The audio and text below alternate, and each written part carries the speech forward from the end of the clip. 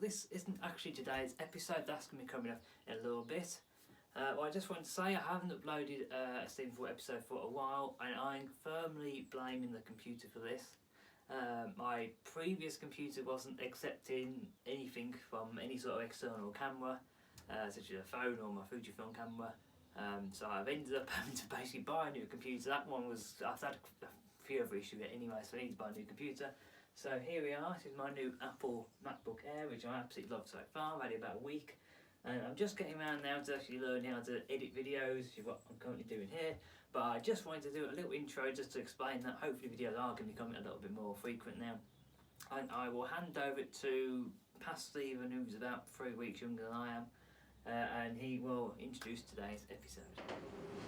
So hello and welcome to another episode of Stephen's 4 Wheels. This week, as you can see, we're back out in the garage with the SLK. Now this did go out last week, thankfully. It just went down the road for an MOT, which it passed with flying colours, no advisory, so I'm really pleased with that. I haven't done a service this year though.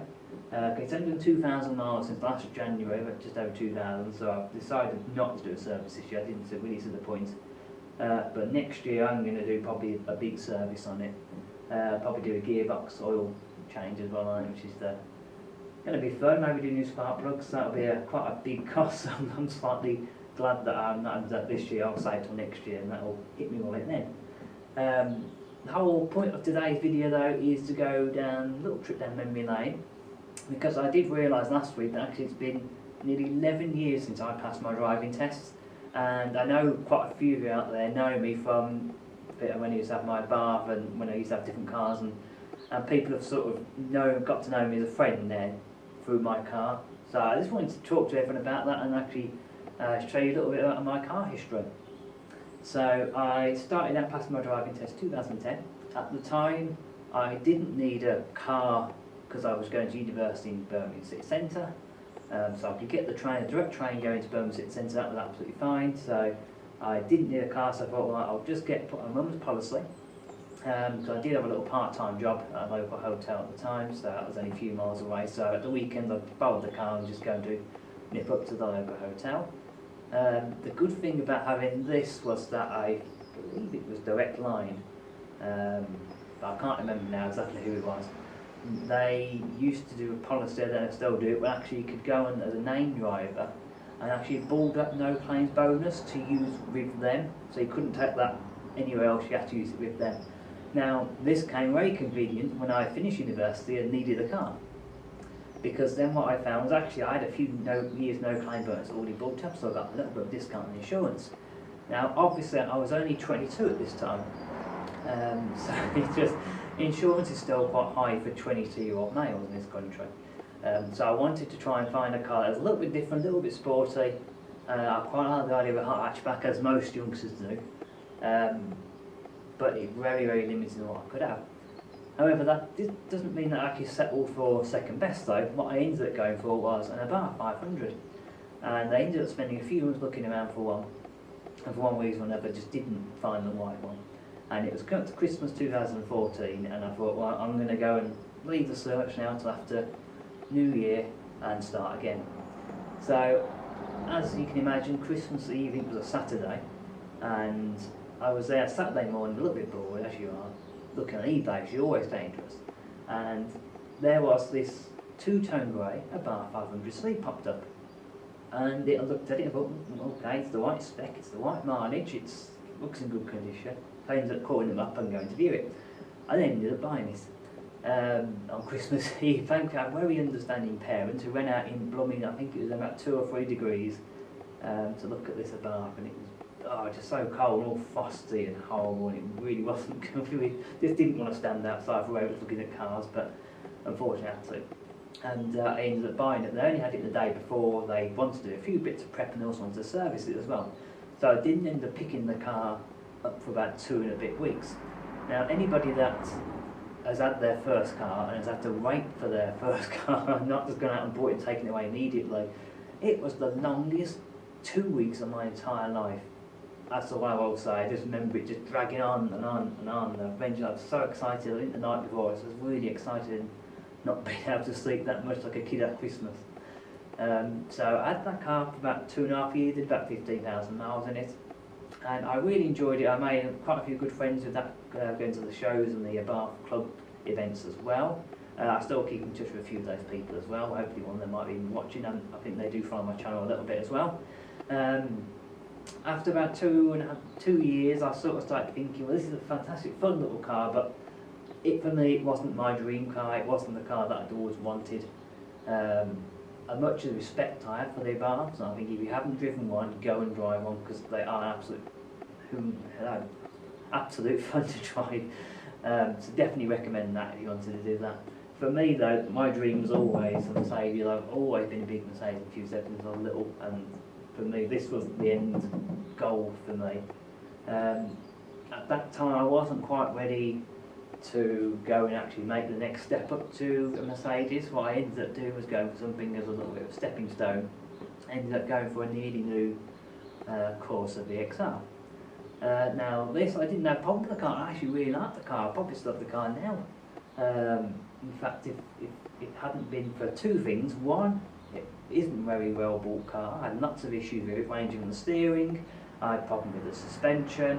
I even had a problem with the little interior light that decided to flicker, and it was very annoying. Just lots of bits and pieces that car kept going wrong, kept having issues with it. So I had that for about 9 months before I ended up selling it. And I will say that the second thing that go wrong with that car was the dealerships as well. They didn't seem to know how to fix anything. I had an issue where it was obviously mechanical in the steering, causing a squeak. And they just couldn't fix it. Had a new steering rack, they still couldn't find what the problem was. They greased everything up, they changed all this, that and the other. I dread to think how many thousands of pounds of work this car actually had without it fixing the problem. But I won't dwell on that too much anyway, because I just had enough in the end, and I thought, right, you know what, I've put it off long enough, and I'm going to have to buy a Mercedes of some sort. And I ended up looking around. I think it was either something like a C-Class Coupe or an SLK. But I thought, well, while I'm young, I don't need a big practical car. So I thought, well, I'll go for an SLK. So I looked around. I originally looked at an R171, which is the model before this one. But this one came with the 7-speed gearbox as standard across all the range, which I really liked. Whereas the one before, the 171 only come with the V6s. And again, I like the interior, the modern style, that doesn't look up to date. So I decided to go for one of these. And again, I looked around for probably about a month or so before I actually bought this one. And this one was actually just a few miles down the road from my house. That's a Volvo dealership. And it had come as a part exchange with someone that had bought a 7-seater XC90. So maybe someone was a bit like me, thought, oh, I don't need a practical car now. But had it and enjoyed it and did that. So eventually, I managed to buy this car for about a month of looking around else. Okay, well, this is a Volvo dealership again, really happy. Then I had to wait about a week for the car because they need to get 2 new tyres to it and a few other bits and pieces as well. Absolutely so excited, and just to have my dream car really. Just such a fantastic feeling. You know, obviously I had to wait a few years for it. The insurance wasn't too bad on this car either. It was a little bit more expensive than what I'd been paying, even on the VXR. But it was doable for me. It was just getting that low enough that I could do it. So now I've had this car coming up to 3 years now. I think I picked it up in May in 2018, and I remember it was handwritten down the day I picked it up, which is a little bit of a shame. And it's one that I bought. I said after the Abarth I wouldn't have another convertible. I also said I wouldn't have another grey car, but here we go. Here we go. I've got a convertible in grey, so yes, that's so sure I know. And it hammered it down the day I picked it up, and I just made me think, oh, was it a white thing buying the convertible? And if you are UK view, you probably remember the summer in 2018 was absolutely fantastic. It had been really cold in the April. We had quite a bit of snow while I was in Birmingham, and we'd had about a good foot of snow. And it lasted about a week, and it was bitterly cold for about 2 weeks. That was in April, crazy weather. And then literally about 3 or 4 weeks later, it was baking up. And after about a week of this car, we went into that heat wave. So I spent the whole summer with the roof down in this car. It was fantastic. It was just the right decision. It felt just right. You know, I bought it on the day, but actually I've driven it for about 6 months, because I think the heat wave went on to about October. And even in November, it was still quite warm for November. and I absolutely loved it. I love this car, fantastic summer with it. And that pretty much brings up to today. I've done about 50,000 miles in this car. I would have done more if I hadn't been for this year. But I don't really have any plans of getting rid of it anytime soon. It's not the best practical car with my dogs. I've got 2 little miniature schnauzers. And it's not the best for them. I do have to use my girlfriend Land Rover to take them out anyway, go walks. And she goes out to work for the day. She works from home at the moment. She might have to go into the office sometimes.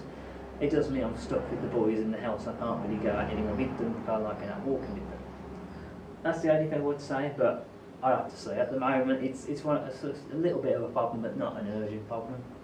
It's MOT for another year. That is good. We've got another year's motoring between us. Tax and insurance coming up soon. So I'll just pay them out whenever they are, I think. And that pretty much brings me bang up to date with my history, really. Not the biggest, widest history. A couple of hot hatches and a convertible, but I think really it's the people that I've met along the way that are really important to me. And I've met a lot of friends in the Mercedes Club, and that's the thing for me. It's about trying out different experiences and doing different things. If it was to sell this car, not that I'm thinking of it at the moment, it would probably be another Mercedes, because I'm very much involved with the Mercedes Club as well, on an official level.